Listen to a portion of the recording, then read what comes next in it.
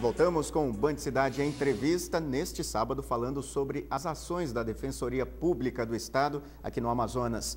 Doutor Ricardo, estávamos conversando sobre o programa da Defensoria Itinerante, né? Como é que vai acontecer o cronograma nesse segundo semestre? A cada mês nós escolhemos um bairro, esses bairros, como disse, mais distantes, né? Bairros mais distantes, onde residem aquelas pessoas mais necessitadas, e então lá nós nos deslocamos e durante 2 dias nós permanecemos ali atendendo as pessoas, tanto na área civil, de família, como a criminal. Então nós escolhemos os bairros, nos deslocamos para lá, divulgamos com a devida antecedência, né? E aquelas pessoas que tiverem alguma pendência, que tiverem necessidade, por exemplo, uma mãe que precisa pedir alimentos para um filho, ou um reconhecimento de paternidade, ou uma familiar que tem um parente preso, ele pode procurar esse local onde nós nos instalamos. É importante dizer que nós fazemos geralmente essa ação em transversalidade com outras secretarias que dão apoio. Por exemplo, Secretaria de Ação Social, a própria Secretaria de Segurança, porque muitas vezes esse nosso ônibus ele fica localizado, por exemplo, ao lado de um DIP, né, de um distrito policial, ou então próximo a um dos centros, por exemplo, de convivência de idosos, comunitários, né, dirigido pela Secretaria de Ação Social, que serve de apoio, né, a esse nosso ônibus. Então, muitas vezes são cedidas salas, e nós funcionamos dessa maneira. Então, fim de semana mês, ou não? Às sextas-feiras, quintas e sextas, né? Quinta e sexta-feira nós permanecemos. E em algumas situações, quando o volume de pessoas é muito grande, nós estendemos até o sábado.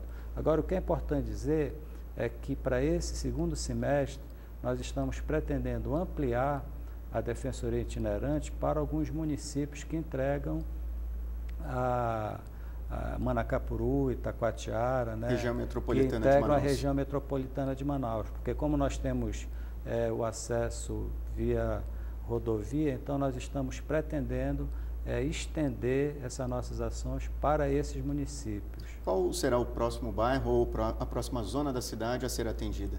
Está sendo pensado o Monte das Oliveiras, né? Está sendo planejado e já na próxima semana, inclusive, nós haveremos de divulgar pela imprensa, até porque é importante essa divulgação, né, para que as pessoas daquela localidade saibam onde nós estaremos, né, inclusive indicando o local exato.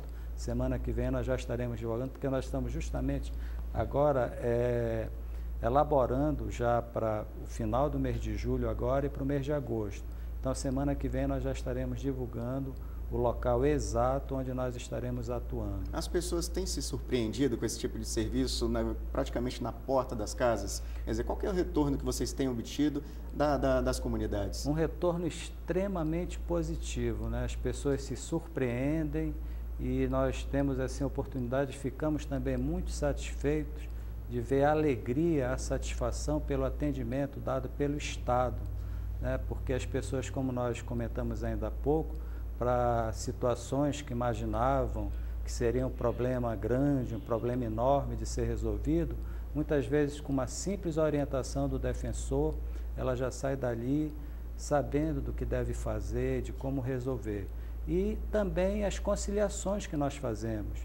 Então, muitas vezes, nós chamamos, realizamos audiências conciliatórias e ali um problema que poderia ser um problema difícil, por exemplo, de reconhecimento de paternidade, de concessão de alimentos por parte do pai, já é resolvido antes de entrar ali com a ação, mesmo, antes de entrar com a ação, próximo à residência, né, onde a pessoa mora, ou seja, ela não teve gasto com transporte de ônibus para se deslocar até o fórum, quer dizer, a situação dela foi resolvida ali no bairro dela, com a presença do Estado, né, com a presença da Defensoria Pública. E eu quero destacar aqui que esse nosso programa tem recebido, inclusive, um grande apoio do próprio governo do Estado, né, que vê a importância exatamente por conta disso, né? É o governo estendendo, ampliando o seu serviço, né, de atendimento jurídico, onde se encontram aquelas pessoas menos favorecidas. A assistência jurídica, além de escassa, também é muito cara quando há. Muito cara, com certeza. Hoje nós sabemos que uma ação judicial, além de você ter que pagar honorários, né, que são honorários em algumas situações bem elevados, né, as próprias custas judiciais, né, tem cidadãos que têm dificuldades até mesmo para pagar passagem para estar se deslocando. E nós mesmos, na Defensoria Pública, atendemos vários casos dessa natureza, né? Então, imagine ter que tirar dinheiro, né, disponibilizar dinheiro para pagar um advogado, né? Então, daí, a Defensoria ela tem um papel de fundamental importância para a cidadania. É importante que se diga isso. Inclusive no que diz respeito à questão dos direitos humanos, porque o direito de acesso à justiça, que é possibilitado pela Defensoria Pública, é um direito fundamental do cidadão, né? O acesso à justiça ele deve ser disponibilizado a todos, não só aqueles que possuem dinheiro, mas também ao pobre, né? Porque ele também precisa e necessita ter um atendimento digno e uma resposta por parte do Estado. Vocês iniciaram nesta semana o plantão da Defensoria. Como é que está funcionando esse plantão? O plantão da Defensoria viu-se a necessidade exatamente porque o plantão é para atender a essas pessoas, né, em situações emergenciais que devam ser atendidas fora do horário do expediente, fora do horário normal de funcionamento do Poder Judiciário. Porque existem muitas situações que ocorrem fora desse horário de funcionamento e que o cidadão precisa da assistência judiciária. Por exemplo, uma prisão no sábado ou no domingo, né, ou à noite, quando o judiciário já está fechado.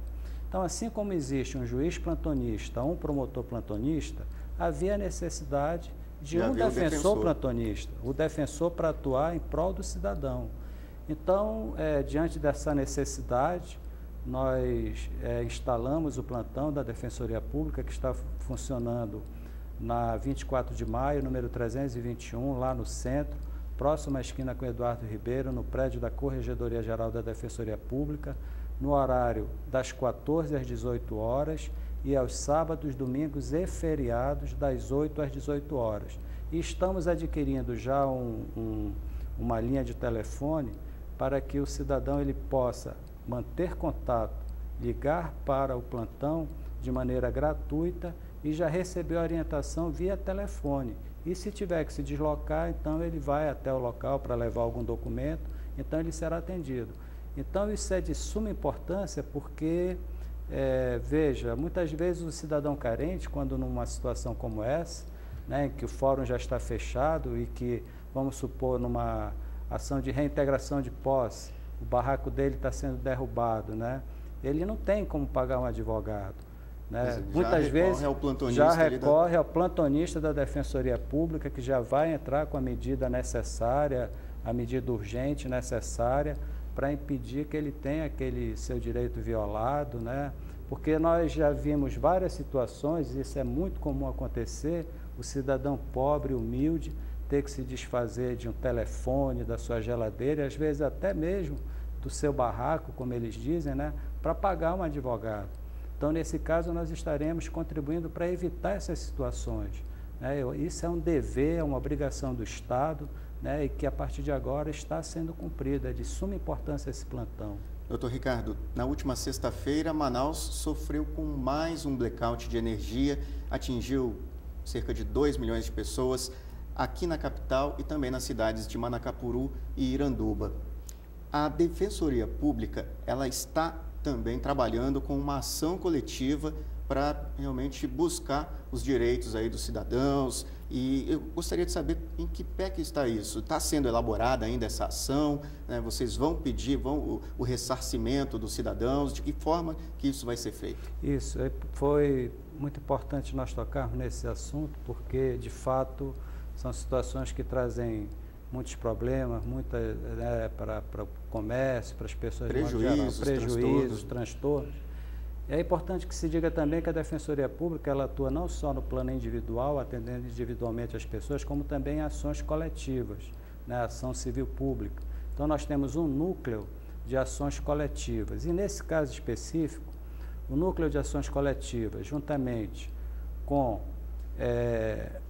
alguns outros órgãos, o Ministério Público, a Comissão de Defesa do Consumidor da Assembleia Legislativa, a Comissão de Defesa do Consumidor da Câmara Municipal e o PROCON, estes órgãos juntos já estão preparando uma ação civil pública que deverá ser dada entrada dentro de poucos dias, exatamente contra a Companhia de Energia, para que ela responda por esses danos que foram causados em decorrência desse apagão. Vai haver a contratação de um instituto especializado realmente para fazer uma perícia e falar realmente o que houve, apontar as causas desse apagão? A ideia é essa? É de que seja feita uma perícia, né?